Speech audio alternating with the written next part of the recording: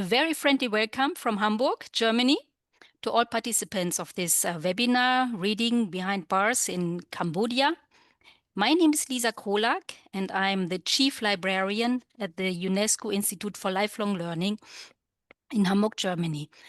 Together today with my co-moderator, Jane Garner from Australia, who will introduce herself in a moment, we will talk with Beatrice Montariol, who is a consultant for training and project development at the NGO Sipar in Cambodia.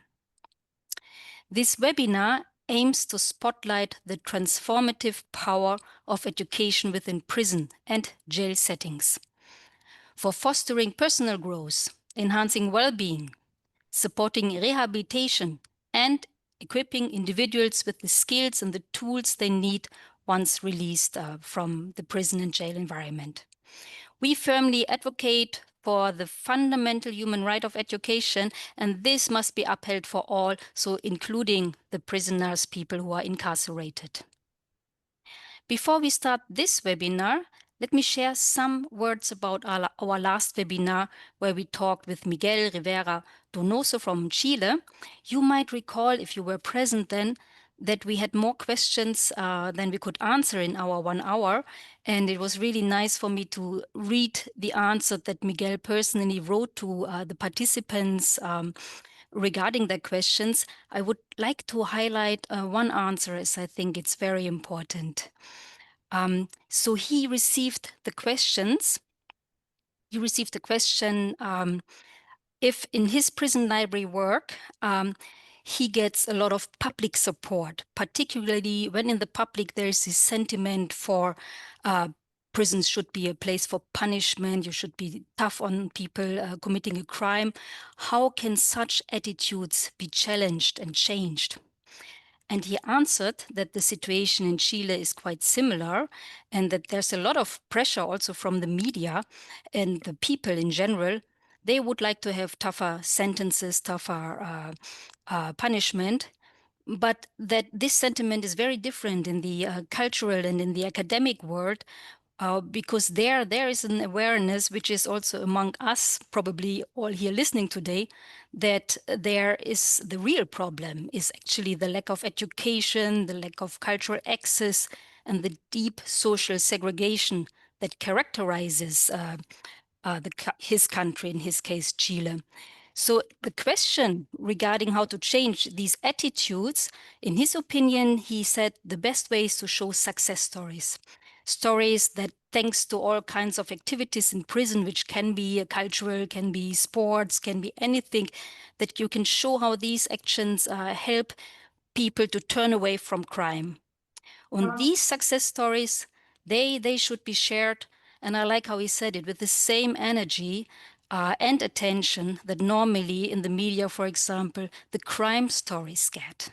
You all know that, yeah? You get a lot of stories where things go wrong, but the thousands of wonderful stories where things actually go well, they are often untold. I just share this as this is what we try to do with this kind of webinars, of course, with collecting best practices, with listening today to a success story from Cambodia. So you know that this webinar is part of a series. It's called Unlocking the Power of Lifelong Learning. And we're bringing together stakeholders from across the globe on every first and third Wednesday in the month. So this is already the third webinar highlighting education in prison. And we have a chance to look at innovative and successful practices. Also, this practice is part of our online collection of case studies on prison education. We have 18 innovative experiences in this collection, and I will share a link in the questions Q&A boxes. And we are actually adding another 10 soon and another 10. So this is an ongoing collection. The webinar will be about 1 hour. You can write your comments in the Q&A box, and we will try to answer as many as possible after the presentation. And if not, you get an answer maybe by email afterwards. We will record it, so it's made available afterwards, also on the URL's YouTube channel. So now I'm happy to hand over to Jane to introduce herself. Please, Jane. Thanks, Lisa. My name's Associate Professor Jane Garner, and I work with Charles Sturt University in Australia in the School of Information and Communications Studies. So I'm part of a school that teaches people to be librarians and archivists. And my area of interest is libraries in prisons and also how public libraries can help people who are leaving prison to rejoin their communities and connect with family and other services that they are entitled to. So I first met Beatrice in the Philippines, where we were working together on helping the United Nations there put some libraries into the prisons there for the first time. And Beatrice was someone that we worked with for that week, and she told us wonderful stories about the work that her organisation was doing, putting libraries into the prisons in Cambodia. And I was very fortunate to be able to travel to Cambodia and spend a week or so with Beatrice, and she showed me many of these prison libraries and other libraries that her organisation, Sipar, is supporting with other groups as well. And we wanted Beatrice to be able to speak in this webinar series because of the work that she's been doing in Cambodia and the remarkable success that she's been having with SIPA in getting libraries and learning opportunities into prisons. So I will leave it now, and Beatrice will speak to you about her work. And as Lisa said, if you have questions, please just put them into either the Q&A or the chat. I think you said Q&A, Lisa. So I think Q&A. And we'll definitely get to those either during the session or afterwards. We'll email you some answers. So thank you, and I'll hand over to Beatrice. Okay, nice to meet you. Thank you, Jane. Thank you, Lisa, to have invited me to speak today about the National Network of Libraries in Prison in Cambodia. I will tell a kind of story, since 2011. We start in Cambodia, in prison in Cambodia. It's a project implemented by the NGO Sipar, but with the partnership with the Directorate General of Prison, who are based in Ministry of Interior, and we are in close partnership with the Ministry of Education, Youth and Sport of Cambodia and the Cambodian Library Association. And this very long and huge project is funded by AFD, Agence Française de Développement, or the French Development Agency, the Fonds of Innovation for Development, and the Pierre Bellon organization. So let me introduce about Sipar, because Sipar is a French and Cambodian NGO. It means that the board of directors is based in France, but the director here is Cambodian and all the team is Cambodian, and start to work in Cambodia since 91 in education sector. And the main mission is to fight against illiteracy, to propose access to quality education to the most vulnerable population. So Sipar, since 91, become a very major player in the field of library, literacy, and education. Sipar has supported implementation of 630 libraries and reading services, fixed and mobiles, in different areas, in preschool, primary school, high school, in villages, in floating villages with both libraries, in minorities in the north of the country, in hospital, in garment factories, in brick factories, and in slum, and also in prison. We have more than 350,000 beneficiaries and training of more than 3,000 librarians. But Sipar has developed also since 2000 a publishing program in Khmer language of fiction and non-fiction books. We have published already 310 titles with more than 3 million copies already published. And since 2 years now, this program is now a social enterprise it's normal to change from NGO to social enterprise when the economy is changing and context is changing. So I need to explain a little bit about the recent history of Cambodia. You also all have heard about this Khmer Rouge genocide during nearly 4 years, where a third of the population was exterminated by killing or by starvation or by disease. It's between 1.5 and 2 million people who died in 4 years. And 80% were the intellectual, professor, teachers, doctor, engineer, and 90% of the books, libraries, and schools were totally destroyed. It was impossible to get education during 4 years, and it took many, many, many years to rebuild the country, but also the human resources. And because it was not only the genocide, the war started in 70 and continued nearly until end of 90s. So it took a very long time to rebuild and to speak about development. So now Cambodia is a low middle income country, and the development is really accelerating since 2015, and to reach now a growth at 6% per year. About literacy and libraries in Cambodia, the situation is very specific. First, it's the biggest or largest alphabet with vowels and consonants, and 74 letters in total make the language very difficult to learn how to read and write, especially for the young children. They need at least 3 years to be able to read and write. And for adults who never go to school, it's much more difficult for them. And so the illiteracy rate is still between 25 and 30% of the population. And of course, in the family from vulnerable population or communities, it's much more higher. And of course, in prison, it's nearly 40% of the prisoners who are illiterate.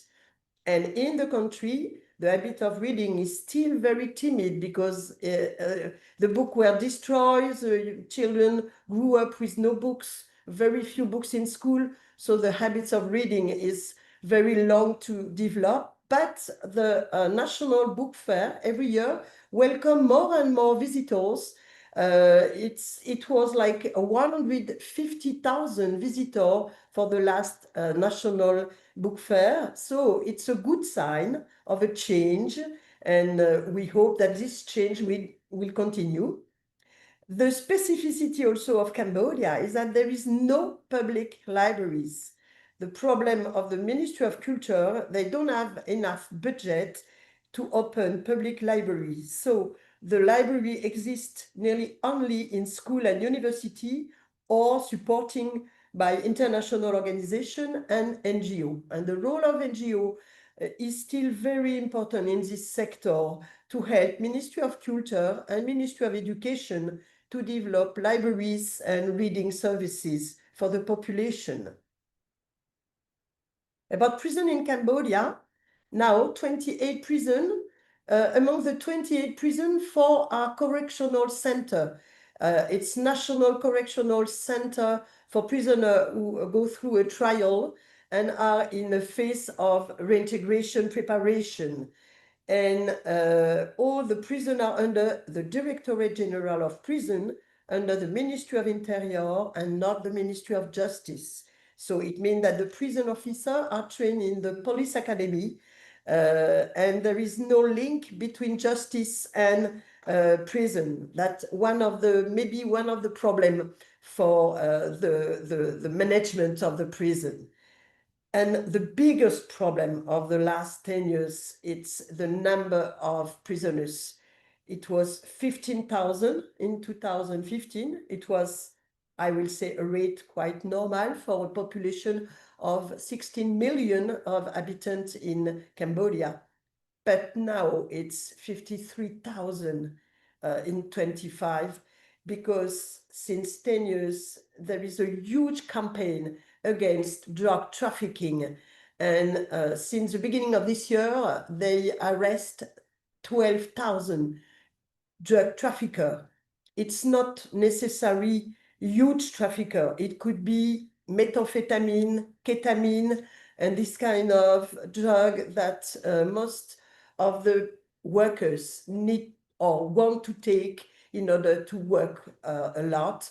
Like the drug is very well used in garment factories, in construction sector, the drivers also, in order to be able to work a lot with methamphetamine. So this drug traffic is in total expansion. And so when you are arrested, you go directly to prison and you have to wait your trial. So the number of prisoners is really a lot, and it causes a big problem of condition of detention, because the number of prison didn't increase. And also the number of prison officers is less than the needs. The average ratio in EU, it's 1.5 prisoner per prison officer. In Cambodia today, it's 16 prisoner for prison officer, for one prison officer. So it makes everything very complicated and more complicated.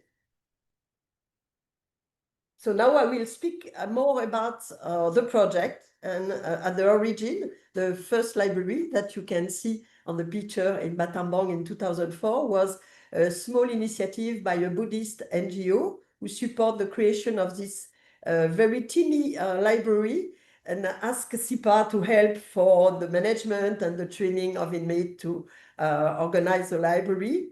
But then there is a law, a new law of prison in 2011, who put the library inside the law. So the Department of Prison asked Sipar to help, and the High Commissioner of Human Rights from the UN proposed to Sipar to test with 4 pilot library in 2011 in 4 prisons, in order to see if it's realistic to establish library in prison according to this new law. And we evaluate in less than 6 months that the result was very positive directly for the inmates, for the prison officer.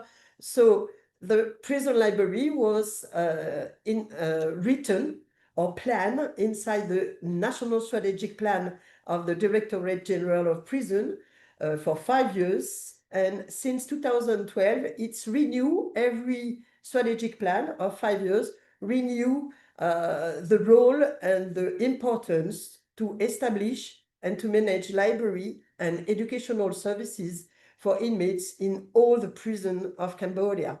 So it was a very good start, very positive start. So then we can start to establish this national network of prison library from 2012 to 2022. And I will describe the implementation, development, and how it's sustainable. It was co-financed by EU first, and then AFD, and the Fondation Bellon and Sipar. So the first phase was during 3 years. It was a beginning to implement the library in 26 prisons at this time, only 26, not yet 28. And Sipar provide books, of course, and basic training of prison officer and inmate volunteers for library management, but using paper, not yet with computer. So the library was were all constructed because, in fact, the 26 prisons since 2010 until now are all new prison. Only one is still in the old place inside the city, but all the other prisons are all new building outside cities with, I will say, enough room to build a library, a separate building for library. Like there is a separate building for the health center or for classroom and for the cells, of course. So we were lucky because we can build a big building. The biggest is 80 meters square and the smallest is 60 meters square. It's quite big, I will say big enough, and constructed in the middle of the prison.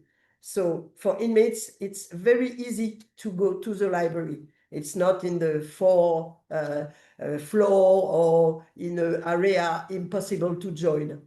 And of course, inmates were involved in the building, and most of the inmates involved in the building of the construction were also trainees on construction. So it was good for them because they can, I will say, practice what they learn on masonry and cemetery, etc. So we start to make some training of prison officer and inmates, and also the chief of cells were trained. Why? Because some of the prisoners are not allowed to go outside their cells for many reasons, security, for example, but the books go from the library to the cells. So the chief of cells are not librarian, but they can manage a box of books inside the cells. So each library is managed by one prison officer and at least 2 inmates who are assistants, and all the chief of cells receive also a small training in order to be able to manage a collection of books inside the cells. And when we install a library, everybody is involved, prisoner and prison officer together, to catalog the books, to put plastic, and to install in the shelves. So after this first phase, the result was enough positive again. So we got funds again from AFD and private donation for 2 more phases of 3 years. It was to strengthen the services of the libraries. First, of course, computerized management with the software, PMB, with the 3 languages software, Khmer, English, and French. And inmates and prison officers were all trained to use this software. We provide supplementary books according to the needs of the prisoner. We can analyze better what are the needs after the 3-4 first years. Of course, also capacity building of prison officers and inmates to catalog, but also to have a real collection policy, how to select the books, how to make promotion of books among the inmates, etc. And now the librarian, prisoner or prison officer can get a certificate delivered by Cambodian Library Association, because one more specificity of Cambodia, there is no training center or university who provide training of librarian. Jane, she is professor in Australia and can train librarian, but in Cambodia, no university, no lecturer to train. So the librarians are trained by NGO, or some of them are trained abroad. And it's because the only official recognition for certificate is by the Cambodian Library Association. So the project was extended to the 2 new prisons built in 2016. So then we have an MOU, a partnership also with the Police Academy of Cambodia, in order to train the prison officer before they are recruited or appointed to a prison. So they know before going to work in a prison what is the importance of a library and educational services for the prisoners. And also, because Sipar is a publisher, we analyze the needs of the prisoner to produce books adapted to them and their needs. So we develop a collection of life skill books on job readiness, on create and manage a micro business, how to manage your money, and also one of the book, the Prisoner's Guidebook, who is not sell, it's given to the prisoners. We were lucky because we made it with other NGO and the High Commissioner of Human Rights also, to present to prisoner as a comic book, easy to read, easy to understand, the right of the prisoners, how they can better live in prison, like making sport, yoga, meditation, how they can develop themselves, attending literacy classes, borrowing books to read in cell, how they can help each other. And the third part is how to prepare to be reintegrated. So this book was published in 10,000 copies, distributed in all the prison and available in the library to be borrowed by all the prisoners. So during the second and third phases of the project, it was also to extend the educational services. First, it was the literacy classes. We start only in 5 prisons in the beginning, in collaboration with the Ministry of Education, who train prison officers to be literacy teachers. But now it's a national program. So 28 prisons have literacy classes now. And Sipar support the training and the collaboration between librarians and literacy teachers to work together and, in fact, to help the literacy teacher to give the good advices to the student in order to borrow the books according to the level of literacy. And for librarians to know also what are the needs of a student in literacy classes to propose the right book for the right level. And the program was extended to rehabilitation services, but because it's not the specialty of Sipar, we have an agreement with 2 other NGO who are working on social work and who develop curriculum on rehabilitation preparation, we still use now in the prison. So we analyze, we assess the impact on inmates, on detention and rehabilitation. So the average books borrowed is 16,000 every month. It's an average. Sometimes it's more, sometimes it's less. During the COVID, because there is no activities, the prisoner borrow more books. It's an average of 10,000 prisoners who are users. It's quite good, 20%. An average of 20% of the prisoners are readers. 180,000 books borrowed each year. And we assess that 90% of the inmates who attend literacy classes are really able to read and write and get a certificate from the Ministry of Education. And among them, 86% become regular user of the library. So from illiterate to literate and from literate to readers. And we conduct a lot of survey, several hundreds of inmates since 2022. And we evaluate that the big majority of inmates, they declare that first, it's to reduce the stress and depression. And they think less about their family when they read. And they read to dream also and to escape from the situation. They, of course, increase their general knowledge, their reading skills, civism and morality. And also, some of them borrow a lot of books on agriculture or life skill that they can use for their reintegration. And we have testimony of prisoners who borrow books on agriculture, and they try, after the release, they try in their farm, and they came back to the prison to say thank you because now I can grow tomato and garbage in my farm. And they came to say thank you to the prison director and the librarian. We also observe ourselves, but also prison director, prison officer, and prisoner themselves, that the library and the use of educational services give a more peaceful relationship and communication inside the prison, among the prisoner themselves, and between prisoners and prison officers.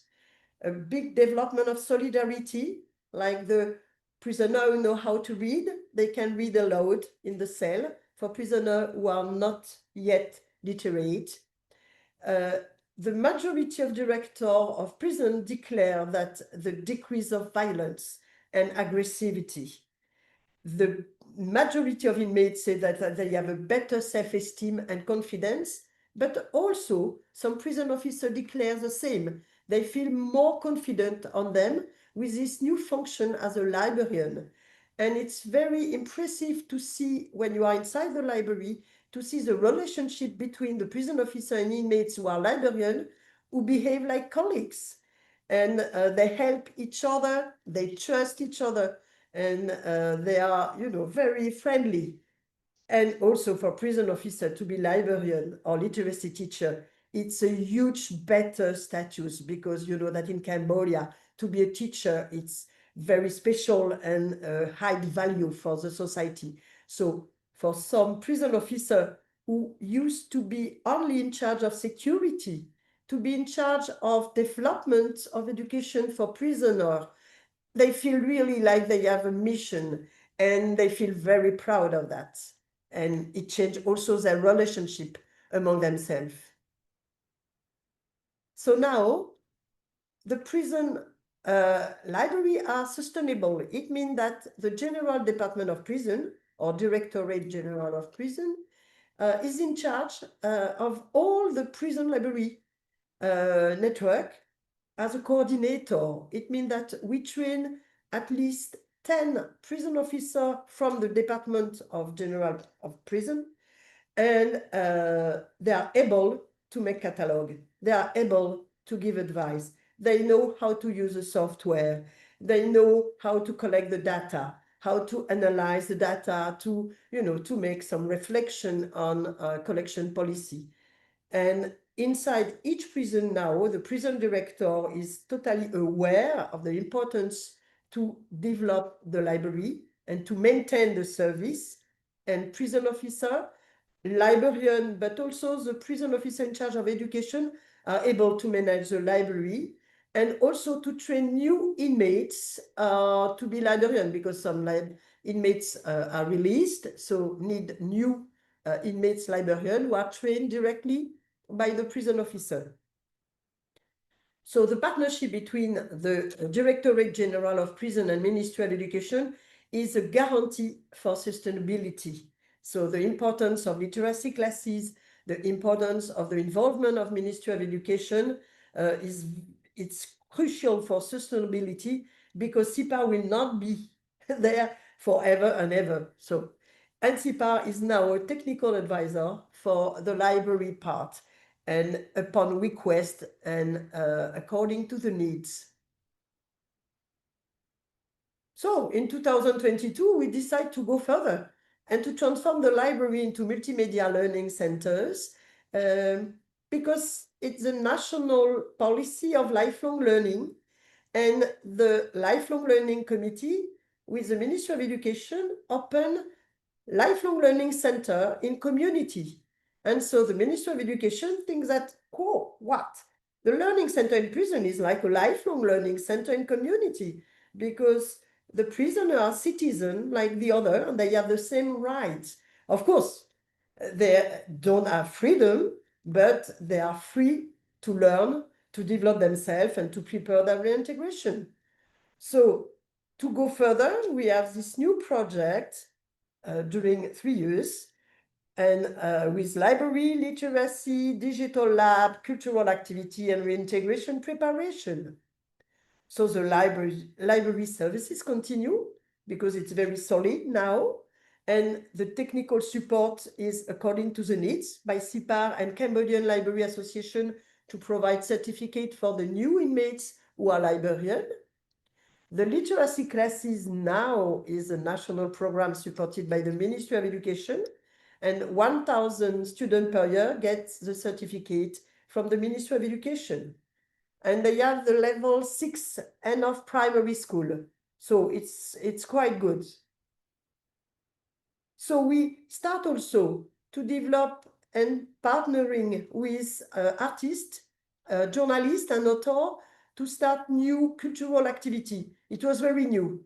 And so we have a big partnership with Clown Without Borders from France, and an artistic NGO here in Cambodia, Fa Panlu Salapa, to organize a workshop in the prison of women. It was last year, and it was to make a big show, and it was very good memory for all the inmates who attend the workshop and who see the show. We collaborate with the French Embassy and the French Cultural Center to invite some women musicians to come to play in the prison of women. And a journalist, she's Khmer Swiss, organize a writing workshop, and we publish 3 books from this workshop to distribute in all the prison and to encourage the prisoner to write their story. It could be fiction story or their own story. And one book was novels written by Khmer writer, and the 2 other was one from an Ukrainian ladies and another book written by an American lady in the prison of women. So the new activities and services was to establish a digital lab and audiovisual tools in the 28 prison also. So the computer are a Chromebook, and the advantage of Chromebook, it's a PC, and it's also Android. It means that you can download a lot of apps interactive with no internet. So we collaborate with the organization Passerelle Numérique, who help to provide technical support to create this 28 digital lab with between 5 and 10 computers in each lab. It's in free access. It means that it's not for a course, it's only for self-learning and self-development and self-entertainment. So there is 800 fiction and non-fiction books downloaded. It's an e-library, 120 apps, and the majority of the app, it's foreign language and life skill that the prisoner love really a lot. They can practice English or Thai, Chinese, Korean, Japanese, French, and the life skill is very popular. They learn of cooking, agriculture, and also other technical things like mechanic, and they can learn by themselves when they want because it's free access, exactly like the books. And there is also some games and entertainment for them. So we provide also audiovisual equipment to make the possibility to show video or documentation or educational video for group of prisoners. We train again 200 prison officers, but not only on library, but on multimedia library, because now the prison officer in training in the Police Academy of Cambodia, they are very young, younger than before, and they can be interested as a prison officer to be in charge of a multimedia library with computer. And so the majority of them know how to use computer, and it's to attract them to work or to help the librarian to use the multimedia material inside the libraries. And in the 28 prison, the officer and inmates were trained to manage a digital lab, and now, exactly like the books, it's totally independent. They can all manage by themselves, maintain the material, and also to upload new app by themselves. Of course, they need to take the computer outside the prison to connect to internet, to download or upload new app to use in the prison without internet. So it's not finished because based on all this experience and in order to prepare the future, the context in the world evolved very quickly. So we need to be adapted to the evolution of the socio-economic development. So we design an innovative pilot project that we are testing in 7 prisons and funded by the Fund for Innovation and Development in the French government, who created this fund 3 years ago to promote and to support innovative projects with a high impact on poverty. And it's based on the work of the Nobel Prize of Economy, Esther I forgot her name. Esther, it's okay. I will remember later. But at least she make a huge work on poverty elevation. and it's to prove that innovative project has a high impact on the people. So it's a project to prepare the socio-professional reintegration of inmates as a self-learning contents on a Moodle platform, available offline, of course, no internet in prison. And with this server Rachel that I really want to promote, it was created by an NGO, World Possible, in United States, to provide this server in Africa, in countries where there is no internet. And it's very good because you can download a lot of content. And also it's independent because there is a battery inside. So if you have no electricity, you can continue to use. And it's very rare to have a content server who can be used where there is no electricity. And in some prison in Cambodia, there is not electricity full time. So the librarian can, charge the Rachel server and use during 2, 3, or 4 hours with no problem. So this innovation program is, of course, with the Directorate General of Prison, but Ministry of Education and UNESCO. So this project is on 4 areas of competence. We collaborate with Ministry of Education and UNESCO for the Basic Education Equivalency Program. It's an accelerated program for learners who stop to learn in the end of primary school and they want to have an equivalence on middle school level.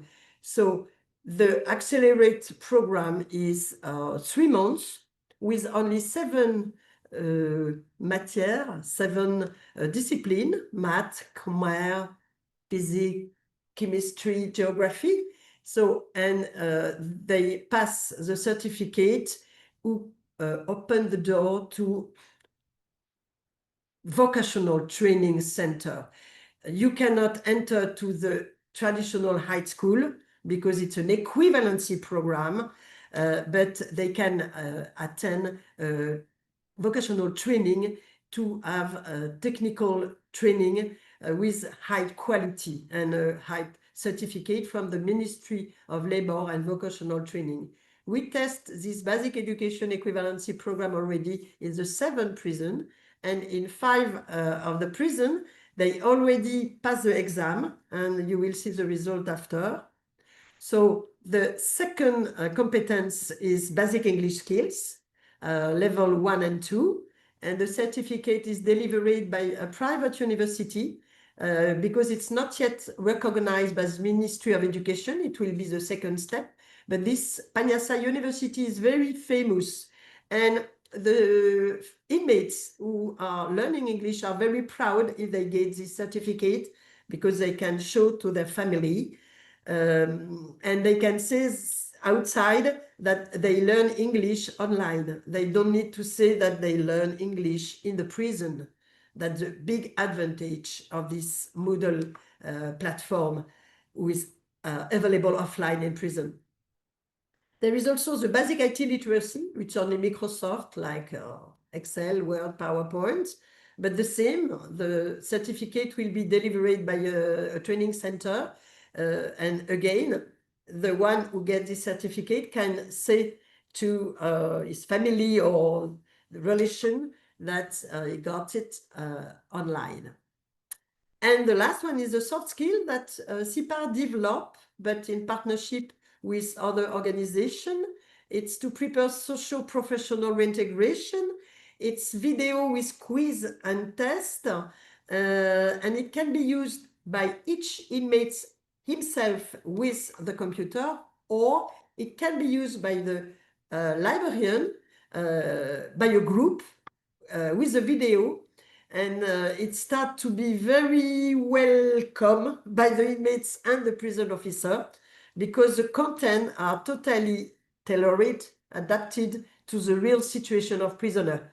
So one is knowing yourself, anger management or violence management, communication skills, money management, job readiness, creation and management of micro business, and safe migration. And we are developing a new content for women entrepreneurs using a content already existing to promote women who want to create their own business and to become a real entrepreneur.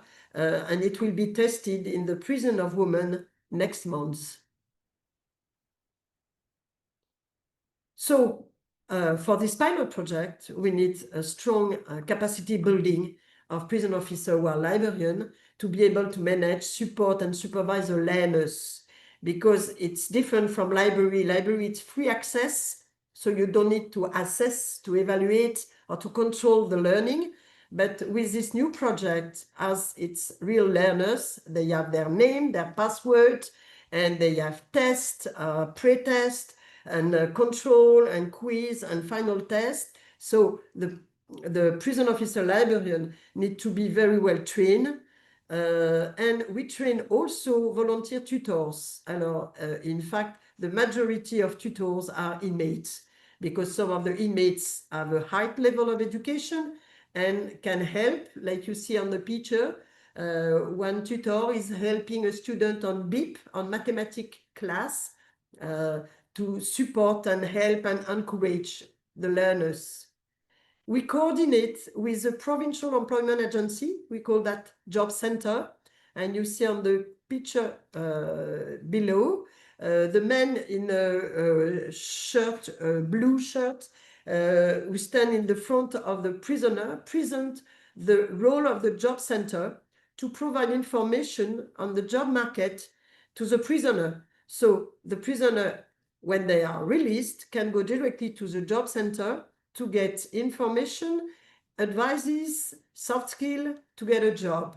So now in the 7 provinces where there is the pilot project, 5 of the provinces are already in contact with the job center. It's a new partnership, and we hope that in the future it will be extended to all the provinces. We need to conduct a very strict monitoring and evaluation of the result and the impact, because it's one of the main goals of this project to have a high impact. We are now preparing the recommendation to the Directorate General of Prison and Ministry of Education to extend this project within the framework of the National Policy of Lifelong Learning. It's not easy, I will say, but very, very interesting, and to see the evolution from a very traditional classical library to this very modern library. It's very, very impressive. So now the result of this pilot project that it took more than 1 year to prepare the content, to decide what server we will use, who will collaborate with us to create the content. It took nearly 18 months for the preparation. So we start only since the end of 24 to start in the 7th prison. And the BIP project, 71 students, and among them 40 are already graduate. It's 100% of the students who pass the exam.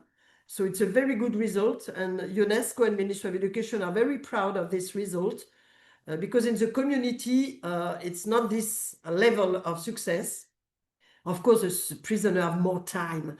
They have more free time to learn. People outside in the community, they are working, they have family, so it's more complicated for them to learn. For the basic English, it's not yet finished. 33 students are now learning English level 1. The basic IT, the same, they are learning right now. And for the soft skill, already 317 students, and we will accelerate the number of students in order to reach at least 800 more before end of December 25. We are now this month and next month until September preparing the next phase of this project. We don't know if we will be supported by the FID, but we hope. And it will be inside the framework of innovation and public policy. And we need the involvement, very strong involvement of the Ministry of Education and the Ministry of Interior to be able to, in 4 years, to be 100% the operator of the project. And we hope that for Sipar, we will finally stop to work in prison, even I will say we know the results and the importance of everything we are doing, but we think also that the institution must be in charge of this kind of project, and Sipar can become only technical advisor or like this. So I think it's the last slide. Yes, it's the last slide. So if there is any question or... Thank you, Beatrice. That I can hardly believe what you managed to achieve. It's quite extraordinary and very, very impressive. We do have some questions. Firstly, Timothy has asked, what kind of formal or non-formal education exists within the prison system? So I imagine that is for the inmates themselves. Okay, alors, in fact, there is only non-formal education because the literacy classes is considered as non-formal education. And literacy classes are organized outside the prison in communities, and in prison, it's inside the prison, but it's an equivalent because the literacy classes is 8 months, 2 hours per day to get the certificate of end of primary school. And primary school in the formal system is 6 years. And the literacy classes to have the same level of grade 6, it's only 8 months, 2 hours per day. And what we are starting as a pilot project, it's also non-formal education. It's under the lifelong learning national policy, and we call that non-formal. So there is no formal education in prison. There is no school with, from grade 1 to grade 6 during 6 years, or from grade 7 to grade 12 with full-time classes. No, there is no. Okay. Dominique was asking, do the training courses follow the EQF levels? Do you know what EQF? No, I don't know what is EQ. No, I'm not sure, Dominique, that's probably some sort of standard, I imagine. But she was also interested in what the age groups are of the people who are in the prison. Yes, alors of course, the pilot project is for young learners, and the majority are between 18 and 30. The literacy classes, it's for more older prisoners. Some are 40 years old or 35, because the young prisoners are more literate than the older prisoner. So the big majority of prisoners are very young, less than 30 years old. It's a huge majority.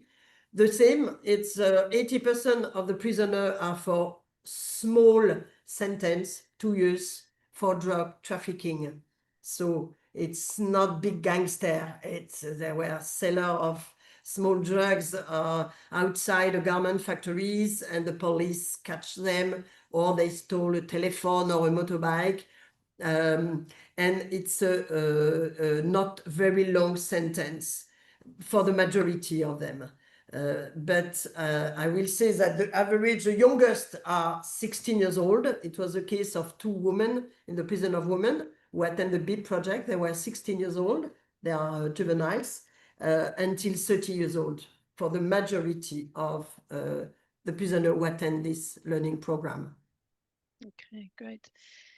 Williams Asuma has asked about the training for teachers.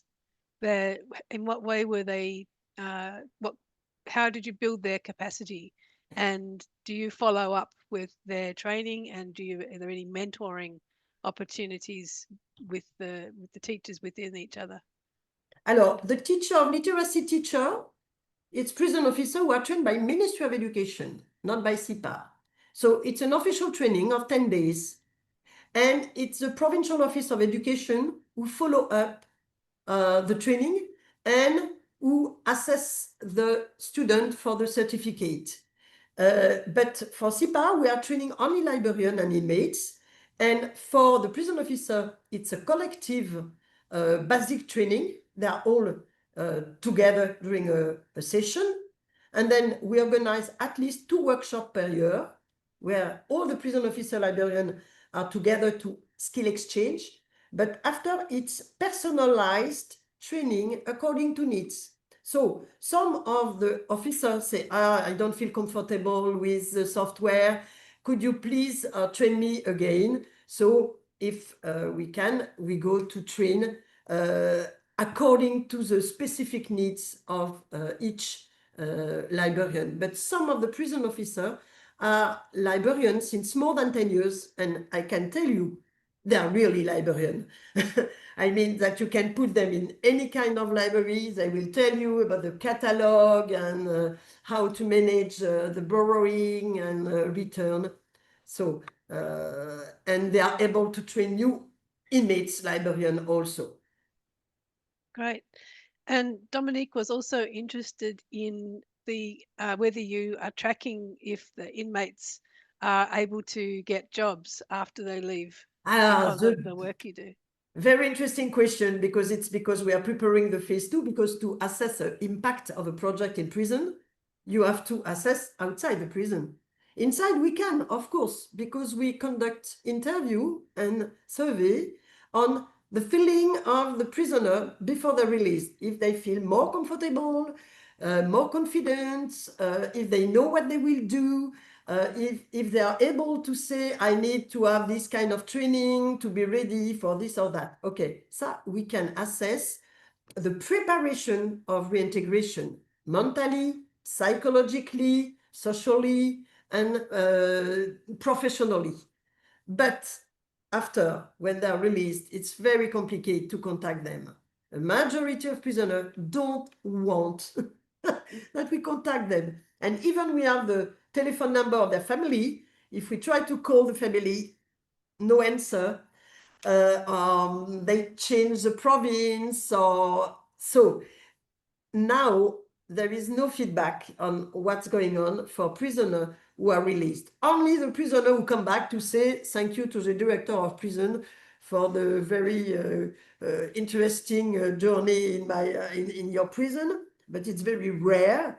And so the next step will be to continue to collaborate, but also with the United Nations, in order to have a better follow-up of prisoners when they are released. Because that's the problem of prisoner under Ministry of Interior. When they are judged, they are under the Ministry of Justice, and when they are outside, they are under nothing, not the social affair and not the police. So nobody take care of them. And we hope that the job center can be one of the means to follow them if they go to the job center to find a job. We try to work with the Ministry of Social Affairs in order to convince them that even they are not women or not children, they can be under the social affair also. But it's not yet done. But we hope that with the UN, especially UNODC and UN High Commissioner of Human Rights, the advocacy can have a result on how to follow the prisoner and to assess the recidivism. Thank you very much. We have to come to an end. From my side also, Beatrice, you do wonderful work in Cambodia without question. Let me stress again, it's just the prison work you showed. Sipar is doing so much work on different areas of literacy, but the prison library work alone is really, really overwhelming and very encouraging. When I look at it from a global perspective, I can see your work training and giving certificates to the prison officers. I find that very special. I think other countries can really learn from your experience there. Also, you move toward digital labs, multimedia labs, so much needed, but I see in most countries this is not yet taken on. So we will definitely document your experience, what helps, what works. Getting more information about impact. We need it so much. So I also keep on hearing it's not possible to follow up on them once they are released, but let's find ways to really show our impact. So with these words, I finish this webinar. Thank you very much